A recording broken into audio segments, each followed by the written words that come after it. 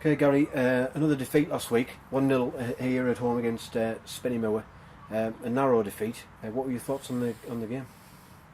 Well, to be honest, Martin, we have no complaints. The best team won on the day. We were a little bit short, particularly in midfield with Sean Tarlin being out, a couple of injuries. But let's not forget, you're playing the champions of the last 2 seasons at home with a very strong squad. And apparently, I was talking to Brian after the game. That's one of the best performances we've given for a while. So we have no complaints. We well and truly beaten on the day, and we move on to Saturday. Just 4 defeats in a row now, Gary, and obviously yourself and Alan, you've been talking about how you've both known, been saying all along that you can go through these runs and you get stuck in a little bit of a rut. What's the key? What's the secret in getting out of it? Well, the secret is 3 points tomorrow, Martin. I think I said in my last interview that we were unbeaten in 12, but that can quite easily change in this league. It's unforgiving, you know. We've now gone on four defeats, albeit 1-0s, and it's been hard to score goals at the moment, but that can quickly change. And hopefully we go on to Whitley Bay tomorrow. It's a good ground for us, so we're looking for 3 points and trying to overturn them last 4 defeats. Whitley Bay couldn't get a much of a bigger test. I think they're 4th or 5th in the league at the minute, so they've still got they'll still be going for the title. One of the sort of bigger clubs in the Northern League. But obviously we've got a good record against them. Won there 4-1 in the cup last season, 1-2-1 at home earlier in the season. So you'll be hopeful. Yeah, we are. We're very hopeful. It was a great win last year in the League Cup 4-1, one of our better performances last season, and we beat them down here at Mill Lane Park 2-1. So hopefully that'll be a good omen for us. But you know, we know it's going to be very difficult. Great tradition, great club, well managed by Chandler, and obviously they've won the Vase the last 3 times. So they're looking for promotion as well. So you know, bring it on. It'll be a great game. We keep saying this, but I mean, over the last sort of season, we keep talking about these clubs that we're playing, and you know, a couple of years ago, we'd have snatched your hands off if somebody told us that we were going to Whitley Bay on a Saturday afternoon to play them, you know, the FA Vase legends in the Northern League First Division.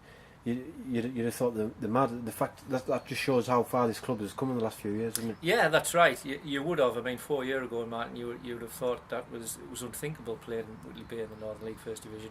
But we're here, we're enjoying it. It quickly turns round, and you quickly get used to the league. You know, you've got to, otherwise, you know, things turn around pretty quickly, and you could find yourself back in Division 2, which of course we don't want that to happen. But you know, consolidation for the first season. We find ourselves, I think, 9th at the moment. So we're delighted with the season we've had, and long may it continue.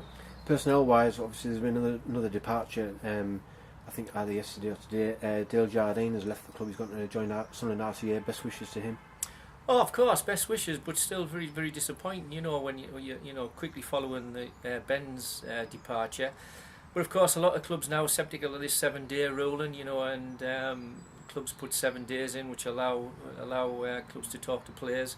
Once they start talking, then it's very, very difficult to keep them, you know. But it is disappointing. But of course, like everybody else who leaves the club, we go with our best wishes. Just availability for tomorrow. Are there any other injuries? Well, Chase McMullen, he picked up an injury playing Sunday League football this week, and Paul Broom's at a wedding.